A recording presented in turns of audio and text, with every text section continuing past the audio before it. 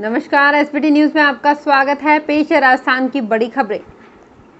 मुख्यमंत्री अशोक गहलोत का ग्रामीण क्षेत्रों में कोरोना पर कंट्रोल के उपायों पर लाइव मंथन चल रहा है। स्वास्थ्य विभाग के सचिव सिद्धार्थ महाजन ने प्रेजेंटेशन में बताया कि राजस्थान में कोरोना के केस इसी रफ्तार से बढ़ते रहे तो 26 दिन बाद एक्टिव मरीज दोगुने हो जाएंगे। अभी 2 लाख एक्टिव केस हैं। 26 दिन बाद यानी 6 जून के आसपास ही प्रदेश में 4 लाख एक्टिव मरीज हो जाएंगे। इस बार रोज 82,000 लोगों के सैंपल लिए जा रहे हैं। इस बार 72% लोग ठीक हुए हैं, 26% एक्टिव हैं। कांग्रेस राष्ट्रीय अध्यक्ष का चुनाव एक बार फिर टल गया है। सीडब्ल्यूसी ने कोरोना की दूसरी लहर की वजह से देश के हालात को देखते हुए ये फैसला लिया है। सूत्रों के मुताबिक पहले से तय डेडलाइन के मुताबिक मीटिंग में 23 जून को चुनाव कराने के लिए प्रस्ताव रखा गया, लेकिन राजस्थान के मुख्यमंत्री अशोक गहलोत ने कोरोना की भयावह स्थिति का हवाला देकर कहा कि ऐसे हालात में फिलहाल चुनाव कराना ठीक नहीं होगा। गुलाम नबी आजाद, आनंद शर्मा जैसे नेताओं ने भी गहलोत का समर्थन किया। कांग्रेस वर्किंग कमेटी की बैठक में 4 राज्यों के चुनाव में कांग्रेस के खराब प्रदर्शन पर भी चर्चा हुई। अंतरिम अध्यक्ष सोनिया गांधी ने हार पर चिंता जाहिर की। उन्होंने कहा, इस हार पर ध्यान देना होगा।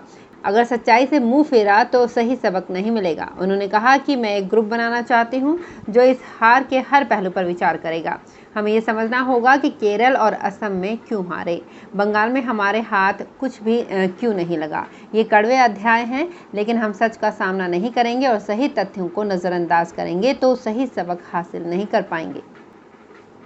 रणथंभौर नेशनल पार्क के जो नंबर 6 में विचरण करने वाली बाघिन T8 के 3 शावकों को सोमवार वन विभाग की ओर से नंबर आवंटित किए गए। कुंडाल क्षेत्र में घूमने वाली T8 लाडली ने 2 साल पहले 3 शावकों को जन्म दिया था, जिसमें 2 मेल शावक लव और कुश और एक फीमेल शावक लक्ष्मी शामिल है।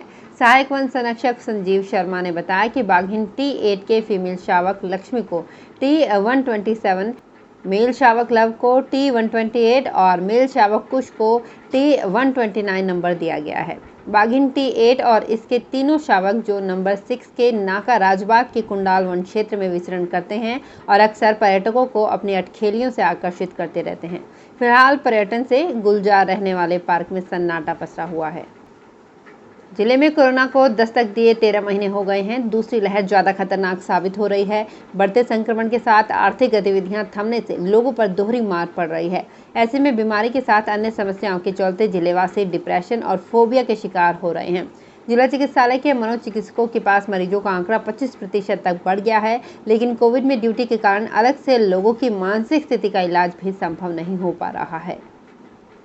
ऑक्सीजन की कमी के चलते अस्पताल के बाहर बोर्ड लगा मरीज भर्ती नहीं कराने वाले निजी हॉस्पिटल के संचालकों को कलेक्टर नन्नूमल पहाड़िया ने सोमवार को जवाब दिया है। उन्होंने कहा कि मेरा डॉक्टरों से निवेदन है कि भय पैदा नहीं करें। भय से मरीजों को मोटा नुकसान होता है, उनकी जान भी जा सकती है। ये महामारी का समय है। इस दौर में मरीज व उनके परिजनों का हौसला अफजाई करें, लेकिन कुछ अस्पताल ऑक्सीजन नहीं मिलने के बोर्ड लगाकर भय खड़ा करते हैं। कोरोना महामारी की दूसरी लहर में संक्रमण से जूझ रहे राजस्थान के लिए एक अच्छी खबर है कि पूरे देश में सबसे ज्यादा वैक्सीन लगाने में हमारा प्रदेश नंबर 1 है। यहाँ लगभग 1 करोड़ 41 लाख लोगों को वैक्सीन लगाई गई है। इस हिसाब से राजस्थान में हर 5वें व्यक्ति को कोरोना का टीका लगा है। लेकिन यही रफ्तार रही तो करीब 7.5 करोड़ प्रदेशवासियों को टीका लगाने में करीब 2 साल लग जाएंगे। टीका लगाने में दूसरे नंबर पर गुजरात है। वहाँ अब तक 1 करोड़ 40 लाख वैक्सीन लगाई गई है। राजस्थान में हर 5वें व्यक्ति को टीका लग चुका है। टीकाकरण की गति यहाँ देश में सर्वाधिक है, लेकिन रफ्तार यही रही तो भी 7 करोड़ आबादी के हिसाब से सभी को टीका लगाने में 20 महीने लगेंगे। राजस्थान में अब तक 1 करोड़ 41 लाख और गुजरात में 1 करोड़ 40 लाख लोगों को टीके लग चुके हैं, जबकि 23 करोड़ की जनसंख्या वाले यूपी में 1 करोड़ 36 लाख लोगों को ही वैक्सीन लगी है, जो देश में सबसे कम है।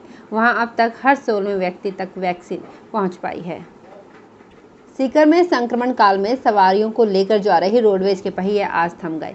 रोडवेज बस स्टैंड आज सूना रहा। दरअसल सख्त लॉकडाउन की आज से शुरुआत हुई है। सरकार ने कोरोना की दूसरी लहर के बाद पहली बार पब्लिक ट्रांसपोर्ट को बंद किया है। अब 24 मई के बाद तय होगा कि रोडवेज कब से चालू होगा। कोरोना का संक्रमण तेज होने के साथ ही आवागमन प्रभावित हो रहा था। हालांकि रोडवेज ऐसे लोगों को अपनी ठिकानों पर ले जा रही थी जो किसी न किसी वजह से घर से दूर थे। अब सख्त लॉकडाउन में सार्वजनिक परिवहन को बंद कर दिया गया है। ऐसे में रोडवेज बस स्टैंड सूना हो गया है। प्रदेश में कोरोना संक्रमण की रफ्तार पर ब्रेक लगाने के लिए आज से 24 मई तक सख्त लॉकडाउन लगाया गया है। इसमें सुबह 11 बजे तक खाने पीने के सामान और अन्य जरूरत की वस्तुओं की दुकानें खोले जाने की छूट दी गई थी। गाइडलाइन की पालना के लिए कोटा शहर के प्रमुख चौराहों पर पुलिस जाब्ता तैनात किया गया। सख्त लॉकडाउन के पहले दिन दोपहर 12 बजे बाद बाजारों में तो सन्नाटा पसरा रहा, लेकिन सड़कों पर लोगों की आवाजाही नजर आई।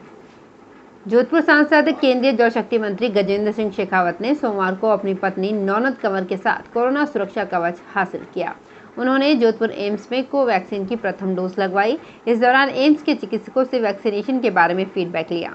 डॉक्टर पंकज भारद्वाज ने मंत्री शेखावत को एम्स में चले वैक्सीनेशन कार्यक्रम की जानकारी दी। दौसा में कोरोना संक्रमण की चेन तोड़ने के लिए सरकार द्वारा लगाए गए लॉकडाउन के पहले दिन सोमवार को जिले भर में सन्नाटा देखने को मिला। शहरों की सड़कें वीरान देखी गई तो हाईवे पर सिर्फ कमर्शियल वाहनों की ही मामूली आवाजाही रही। बेवजह आवाजाही करने वालों के खिलाफ पुलिस ने सख्ती बरतते हुए डंडे फटकारे। एसपी अनिल बेनीवाल भी सुबह पुलिस जाब्ते के साथ शहर के दौरे पर निकले तथा नाकाबंदी पॉइंट के प्रभारियों को सख्ती बरतने के निर्देश दिए। बांसवाड़ा जिले के 11 केंद्रों पर सोमवार को 18+ वैक्सीनेशन की शुरुआत हुई। उत्साहित युवा वर्ग यहां घंटों तक कतार में खड़ा रहा। स्वास्थ्य केंद्र खुलने से पहले ही युवाओं की भीड़ मौके पर जुट गई। एक बारगी तो वैक्सीनेशन केंद्रों के बाहर मेले सा माहौल बन गया।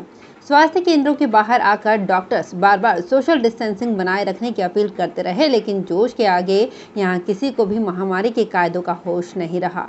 शहरी इलाकों की बात करें तो अंबावाड़ी, हाउसिंग बोर्ड और खांदू कॉलोनी स्थित शहरी स्वास्थ्य केंद्र के बाहर दोपहर के समय बड़ी तादाद में युवाओं की भीड़ रही।